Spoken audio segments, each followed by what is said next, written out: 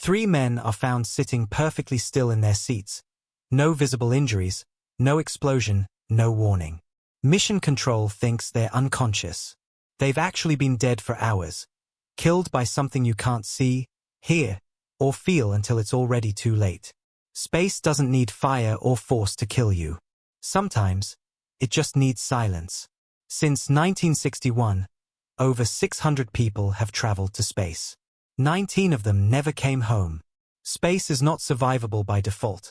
It's survivable because of thousands of engineering decisions, backup systems, and pure luck stacked on top of each other, holding back an environment that wants to kill a human body in more ways than most people realize. Fire, vacuum, radiation, reentry heat, mechanical failure, and the simple, invisible physics of pressure have all taken astronauts' lives. This is every documented way spaceflight has killed the people brave enough to attempt it, and the near misses that came terrifyingly close to adding more names to that list. January 27, 1967. Gus Grissom, Ed White, and Roger Chaffee are strapped into the Apollo 1 command module, running a routine launchpad test. The rocket isn't even fueled. They're not even off the ground. At 6:31 p.m., a spark, later traced to damaged wiring under Grissom's seat, ignites in an atmosphere of pure, pressurized oxygen inside the cabin. In a pure oxygen environment, materials that would barely smolder in normal air erupt into flame almost instantly. The fire spreads through the cabin in seconds. The hatch, designed to open inward and requiring over 90 seconds to unbolt under normal conditions, cannot be opened in time. All 3 astronauts die of smoke inhalation and burns before the pad crew can reach them. NASA grounds the entire program for 21 months, redesigns the hatch to open outward in 3 seconds, and switches to a nitrogen-oxygen mix on the launch pad. The changes save lives for the next 50 years of American spaceflight. But Apollo 1 wasn't even the first spaceflight death that year. The Soviets were about to lose someone too, on a mission everyone at ground control already knew was doomed. April 23, 1967. Cosmonaut Vladimir Komarov launches aboard Soyuz 1, a spacecraft riddled with known problems. Engineers had reportedly identified over 200 structural defects before launch, but the mission proceeds anyway, under pressure to mark the 50th anniversary of the Bolshevik Revolution. Some accounts, though disputed by historians, claim Komarov's own backup pilot, Yuri Gagarin, tried to get the launch scrubbed. Once in orbit, one of the spacecraft's solar panels fails to deploy, crippling its power and navigation. Komarov manages a difficult manual reentry. Then the real disaster hits. The main parachute fails to deploy properly, tangling in its own container, and the backup parachute becomes twisted around it. The capsule slams into the ground at high speed. Komarov is killed instantly, becoming the first human to die during an actual spaceflight, rather than during testing. June 30, 1971. Georgy Dobrovolsky, Vladislav Volkov, and Viktor Patsayev have just completed a record-breaking 23 days aboard the Salyut 1 space station, the longest spaceflight in history at that point. Their reentry capsule separates cleanly. Ground control loses radio contact briefly, which is expected during reentry. But when the capsule lands and the recovery team opens the hatch, they find all 3 men in their seats, unbuckled would-be survivors of a smooth landing, except they're not moving. They are dead. The cause, a pressure equalization valve, located between the 2 modules of the spacecraft, had jolted open during the separation sequence, 104 miles above the Earth. The cabin's air leaked into the vacuum of space in about 40 seconds. There was no explosion, no fire, no warning alarm loud enough to save them. Investigators later determined the crew would have had roughly 50 seconds of useful consciousness before losing the ability to act. They are, to this day, the only 3 human beings ever confirmed to have died in the vacuum of space itself, rather than during launch or reentry impact. Soyuz capsules are redesigned so cosmonauts wear pressure suits for launch and reentry from that point forward. 3 deaths, 3 completely different mechanisms: fire on the ground, parachute failure at impact, decompression in the vacuum of space. And we're only in the first 15 years of human spaceflight. What actually happens to a human body exposed to vacuum? Contrary to movies, you don't explode. But within about 15 seconds, Oxygen-deprived blood reaches the brain and consciousness is lost. Saliva and moisture on the tongue and eyes begin to boil at body temperature, not because it's hot, but because vacuum drastically lowers the boiling point of liquids, a phenomenon called ebullition. The skin doesn't burst, but gas trapped in the body, in the lungs especially, expands violently, which is why the #1 rule in any depressurization event is never hold your breath. Survivable exposure is measured in single-digit seconds to about a minute, depending on conditions, before the damage becomes irreversible. This isn't theoretical. NASA has documented a real, non-fatal case. In 1966, a test subject's spacesuit lost pressure in a vacuum chamber on Earth, and he lost consciousness in about 14 seconds, before technicians repressurized the chamber and saved him, with no lasting harm. February 23, 1997. Aboard the Russian space station Mir, a solid-fuel oxygen candle, a canister used to generate breathable oxygen by burning a chemical block, malfunctions and ignites into an actual open flame inside the station. This is one of the most dangerous events possible aboard a spacecraft.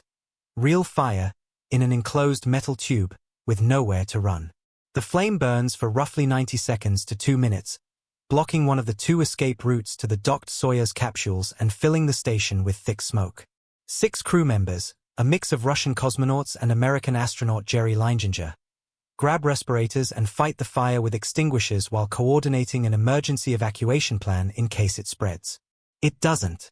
They contain it.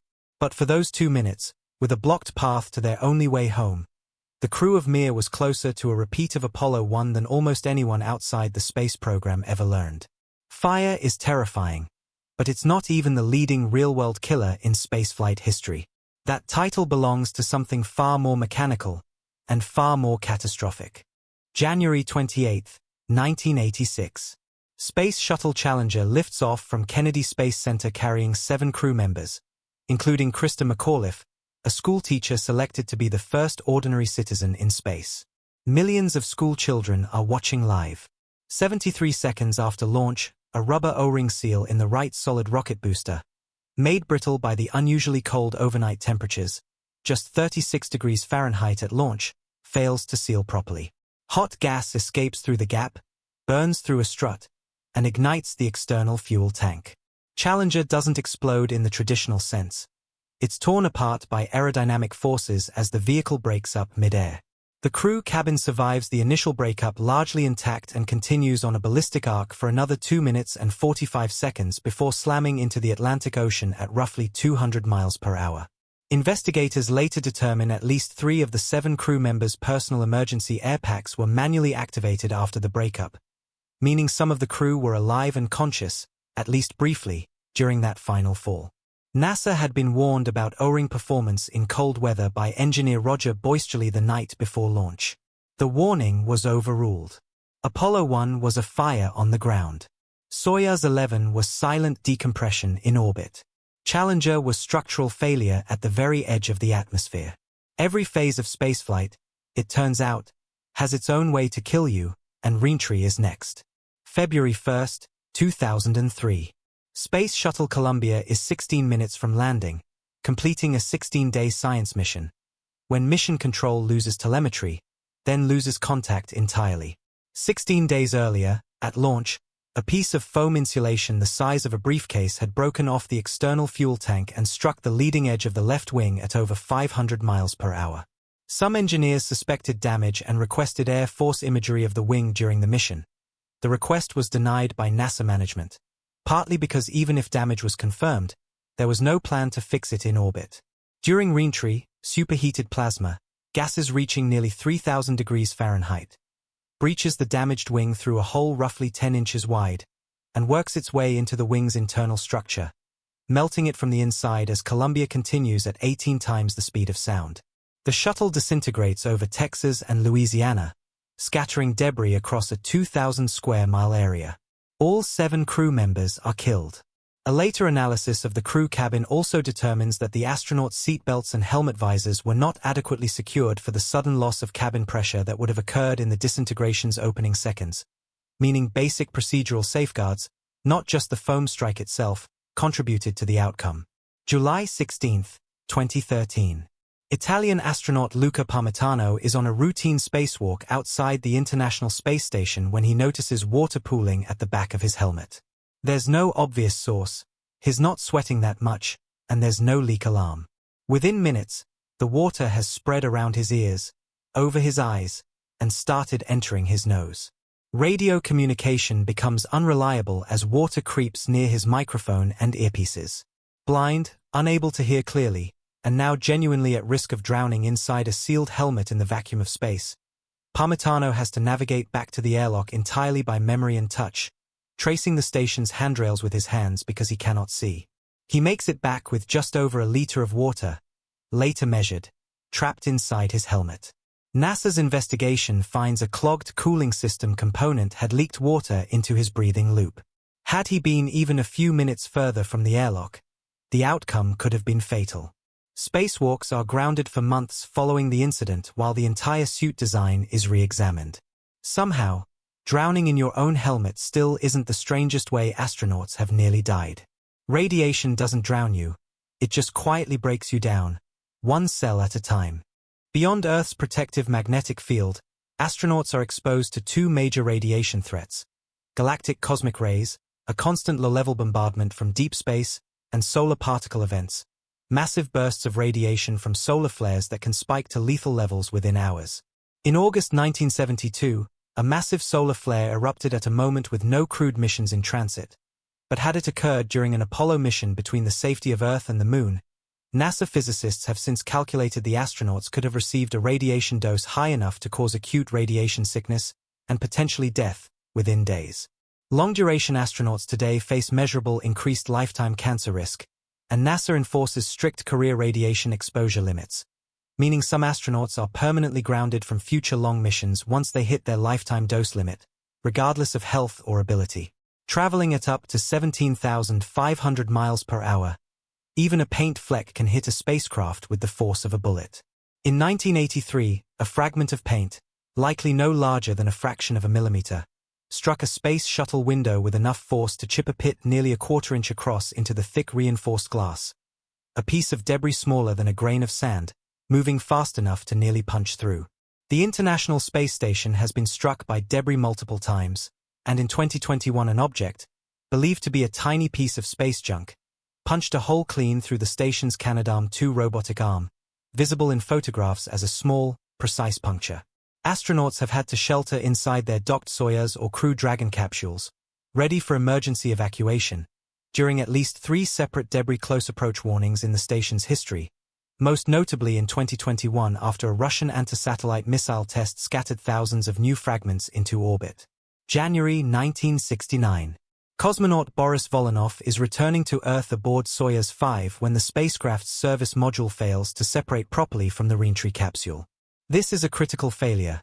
The heat shield is on the capsule, but the still attached service module means the vehicle enters the atmosphere backward, heat shield away from the direction of travel, exposing unprotected sections of the spacecraft directly to reentry temperatures exceeding 3,000 degrees Fahrenheit.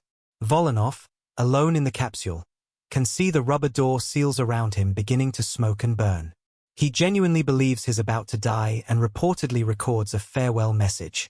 At the last possible moment, atmospheric drag and heat finally burn through the connecting struts, the service module tears free, and the capsule flips into the correct heat shield forward orientation. He survives reentry, but the parachute system malfunctions next, and the capsule slams into frozen ground so hard it breaks several of his teeth and damages his spine. He survives, one of the only people in spaceflight history to nearly die from 3 completely unrelated failures on a single mission. Fire, decompression, structural failure, radiation, debris, and now reentry gone almost catastrophically wrong. Every one of these is a documented, real event. But there's one failure that almost ended the entire Apollo program 6 months before Apollo 13's famous crisis, and it happened over 200,000 miles from home. April 13, 1970. 3 days into the mission, an oxygen tank aboard the Apollo 13 service module explodes after damaged wiring. Insulation scraped off during a ground test years earlier, ignites during a routine stirring procedure.